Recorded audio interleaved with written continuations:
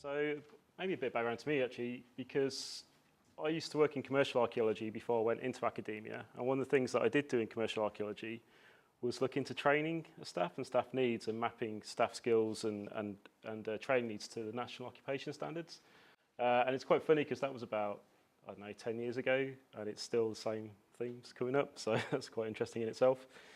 Okay, so today I thought we'd just kind of go through who UHI are in terms of the archaeology department, student skills, etc., what we teach, other links to community, and maybe things to think about for the future. So for those of you who are unfamiliar with UHI, as Kyle was alluding to, it's a displaced campus, which means we have colleges and campuses in various areas of the Highlands and Islands, all the way down south as far as Perth. And this means that we're really embedded within the Highlands and Islands itself. And we're providing an opportunity for people to access higher education who may not be able to travel further south or may not be able to easily go from fairly, it's kind of got remote terminology, but, as someone was pointing out, to us, London's remote. So, so you can spin it around a bit.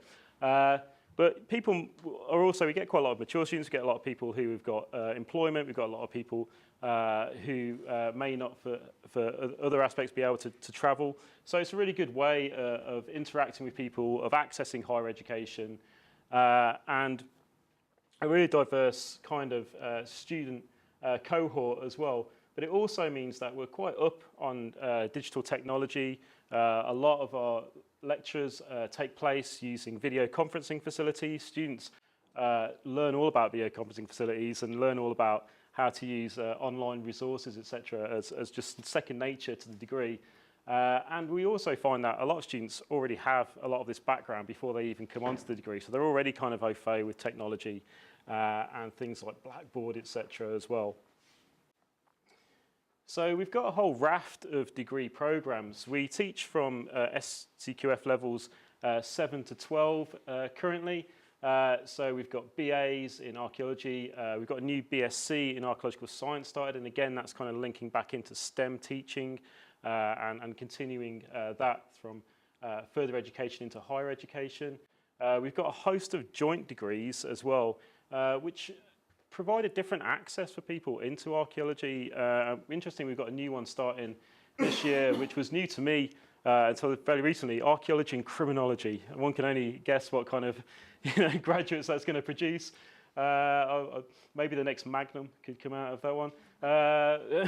Be quite lucky for an archaeology student to travel around a Ferrari though. So, but it's different, it's interesting. So students have got ideas now. It's not just kind of straight archaeology they're interested in joining topics as well. And this is going to lead to very interesting project cases, but also it will lead people into archaeology through a different way. So they're not just coming at it straight from archaeology, archaeological science, but they may be interested in sociology to begin with, they may be interested in politics, and they can join the two. And of course, archaeology has lots of transferable skills, lots of transferable knowledge, and they'll be joining these together. And the future of archaeologists may not be the archaeologists that have been produced over the last 5-10 years. We also have level 11 and level 12 programs, so we have PhD programs. We have PhD programs where we do have CDA, so Collaborative Doctor Awards. We also have joint funded in terms of working with industry as well. MSCs and MLit, so our MSc is in archaeological practice, so that is developing field skills. It's focused around field skills, and it's focused around master students getting the kind of skills that we need to go into, maybe things like commercial archaeology, for example. And I just thought I'd put this on because I always get asked, okay, you do these degrees, what does it contain, what does it look like? So these are just a list of the modules that students can choose from. And you'll see that a lot of it is kind of theory, and one of the things that we have within the UHI system is because we're displaced, it's very difficult often to get all students in one place to deliver things. So we have a few residentials, and amongst those residentials are things like excavation skills, and we also have a new residential module coming soon, practical environmental archaeology, which is more lab-based, so it's getting students into a lab for a couple of weeks and doing these specialist skills that we've been hearing about today. We do focus a lot on Scotland, and that's because we're embedded in the Highlands and Islands. That's our catchment. We're starting to kind of explore outside of that area. We're bringing in students internationally as well now, as well as sort of UK-based students. And it is broadening. We've now got modules on European prehistory. We've got aspects of different. We've got international stuff in terms of, we've got a master's module called Exquisite Islands, delivered by Colin Richards. And we've also got things like world archaeology, etc., and maritime archaeology things. So it's kind of, it's broad, it's spreading out. It's not a narrow focus at all. And leading into the practical training then, we've got our excavation skills module, and been hearing a lot today about kind of skills that are based mainly around practical aspects, mainly around field archaeology. This is a core module, and in many archaeology degrees, the excavation skills is a core module, so students don't leave the degree without actually having gone out into the field and developing these skills. It's a 2-week in the field, so it is only 2 weeks, and you know, potentially we might have to increase that maybe, but a lot of the students, they go to 2 of our research digs are the main focus. So we've got the Nessa Brodgart, and we've got the Cairns, the Iron Age site, and South Ronaldsay as well.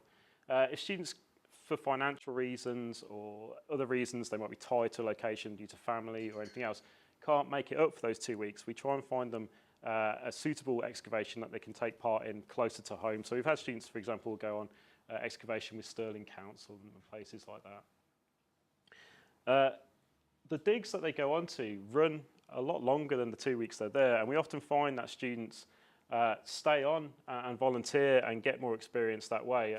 And often these digs themselves, the main workforce is the student body as well. So although it's a core module for 1 year, you often find students in the summer going back there, and we often have different links. We've got an advisor come out from Reading University. They're digging out on the west coast. We've got students going to that. We've had students go out to NTS digs with Dan, etc. As well.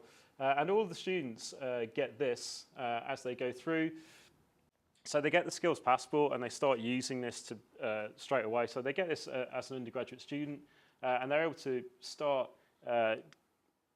sort of filling this in, but gaining experience in the different kind of skills that are focused within there as part of their excavation skills. But also, it's a great thing because they can take it with them when they go to other digs. You know, if they go back again that year, if they stay on for 8 weeks, etc.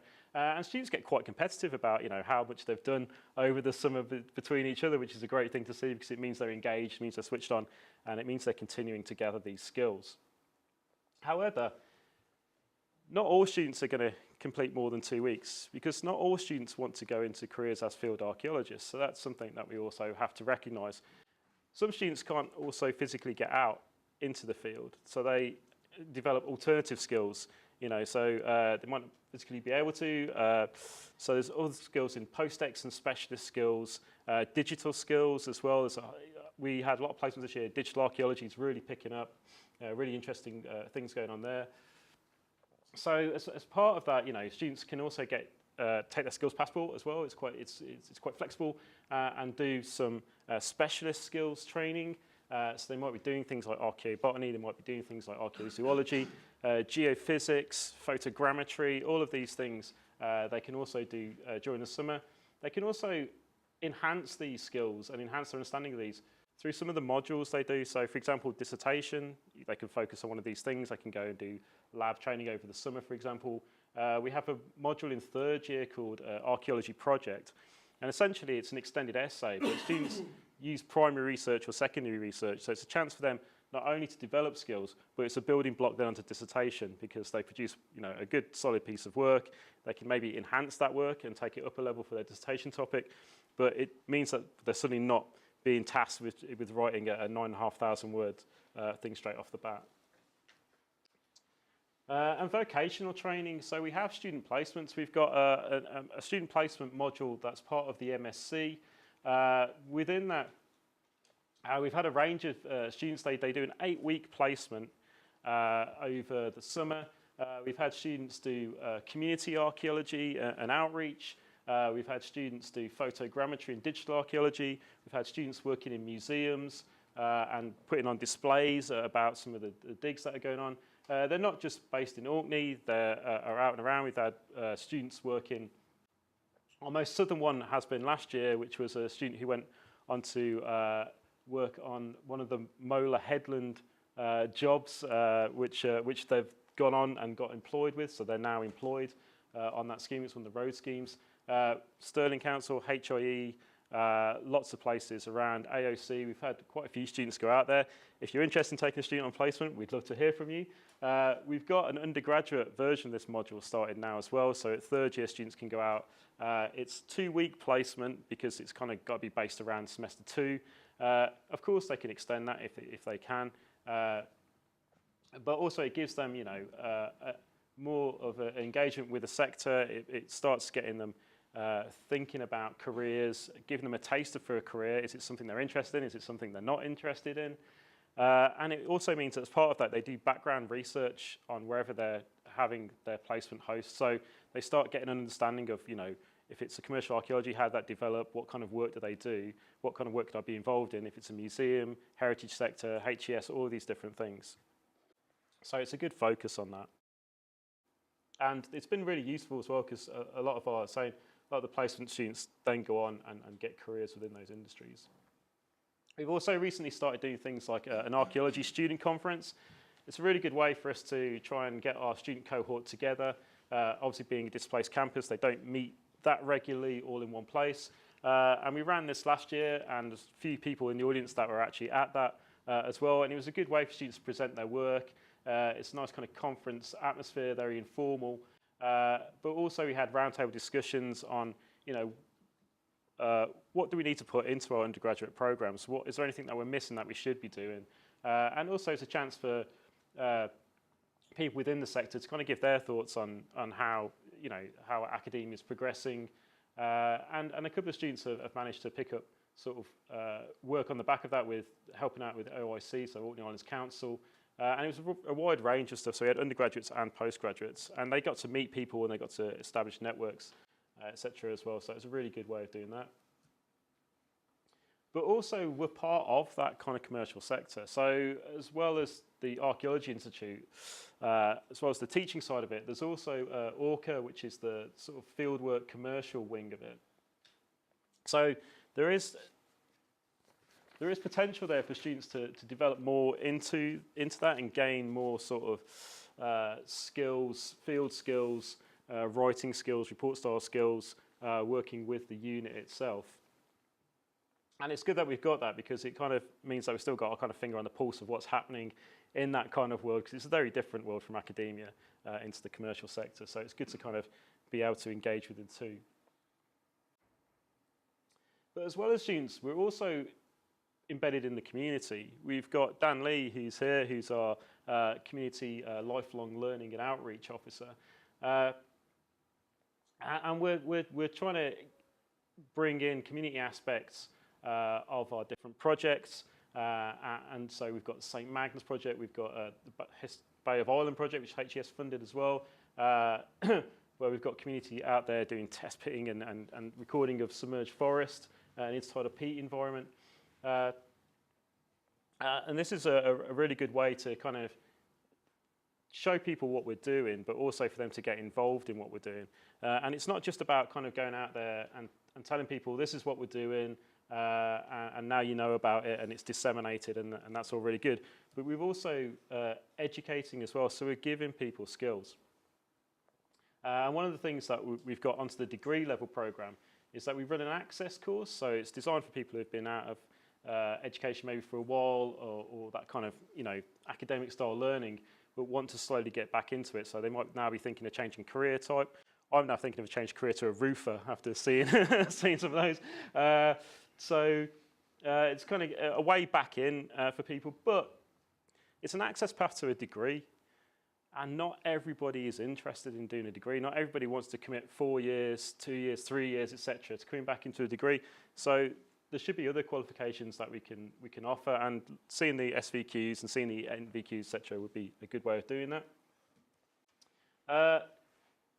As a university, we're also part of national collaborations with other Scottish universities, with other bodies, etc. And that's really important because students are able to come and be involved in these projects. This is one of our students, Alanis. She's involved in this Bay of Island project. It involves St Andrews University, involves Hull University, Coventry, a whole raft of projects, and that's just one such example. But on the basis of this, she's been able to develop entomological skills. So she's now doing beetles. She now loves the beetles, and it wouldn't have happened without this kind of collaboration, because we don't have a paleoentomologist in the university. So we're collaborating with UCD, and she's getting experience that way. So it kind of opens avenues for students that maybe wouldn't already be there. And that's not just on a national level, but universities also offer international collaborations as well. So it's getting right out there. And again, students can be involved in these kind of projects. So for example, we've got projects in Easter Island, staff go out to. We've had some students go along to some of the Easter Island stuff. They've never invited me. I've never been able to go out there. I'm stuck in bogs in Scotland. But also we have visiting academics come over from different universities, and they're bringing different skill sets. They're also bringing their own students, so students get to mix and see what different experiences are like. We also offer a year abroad in UHI as well. So in third year, students can go over to Trent University, for example, in Canada, and experience a different kind of academic setup and gain different experiences, different life experiences, which is really good. So all of these things really help in terms of a wider understanding of not just academia, but of different archaeological style projects. And although this is geophys and field recording, this is field archaeology, it could be maritime archaeology, it could be, you know, there's a whole raft out there of different things that it could be. So that's the spiel. So what next? So these are things that we're interested in and helping to develop and that, but we're not actually doing at present. So these are things where we could go. So secondary education, we've lost the archaeology A-level. Could we offer an archaeology higher? Is the scope to do that sort of thing? NVQs, SVQs, H&Ds, HNCs, all of these different things. The one thing that UHI has got is because it's part of this displaced college system, we've got access to tertiary education. We've got FE facilities. So maybe it's a really good place, you know, to start doing things like SVQs. So, for example, from the last speaker, some really good stuff. Accreditation. So we've been working with the IFA in terms of accrediting different parts of the course, but maybe it'd be great if, you know, students at the end of their degree course have some sort of accreditation. Maybe, you know, PIFA would be a great thing for them to achieve by, you know, coming out of a 4-year degree. So with their honours degree, they get the PIFA. And also internships or / apprenticeships. I've gone slightly American. But with the field unit, you know, could we be doing more there? Could they be, some of these trainingships things sound like excellent ideas. And of course, you know, things like Kids for the Future. So we also do the Youth Archaeology Club, which Dan does as well. I forgot to mention that. But there are different pathways now. These T-levels sound really interesting. Do they want to go the standard academic route? But also, you know, these H&Ds, HNCs, etc., we need to kind of think about what they're going to look like. So that would be a really interesting concept as well, you know, what they're going to look like. What is the idea at the end of it? It's interesting with the IFA talk, just about these are the things that we want in terms of we want them to be skilled, we want them to be ethical, we want them to be. So what does that look like in terms of a qualification? You know, is there an NOS map that we can put onto that, or the SVQ map, etc., just to say, okay, this is what that means in practicality. So we've got an idea, but we've got a solidity attached to that as well. I think that's about all I was going to say. The only other thing I was going to mention was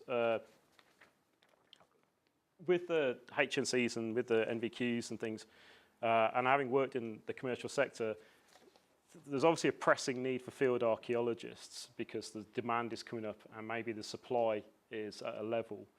But we need to make sure that if we're training these guys, girls into having these skills, having this data set, that we keep them engaged and that we keep them within that sector, because immediately when things go wrong, field staff get cut short, and you can only take so much of that before you become completely disengaged and you're never going to move up the ladder in terms of PO level, etc. It happens a lot with specialists as well, because you can't always guarantee you've got 12 months of archaeobotanical work, for example. So we should do it, but I don't think we should do it sort of short-termism in that it's a stopgap solution to get a load of archaeologists trained and in the field, and then when there's a dip, they're gone. So we need to kind of think about a legacy effect of all this as well.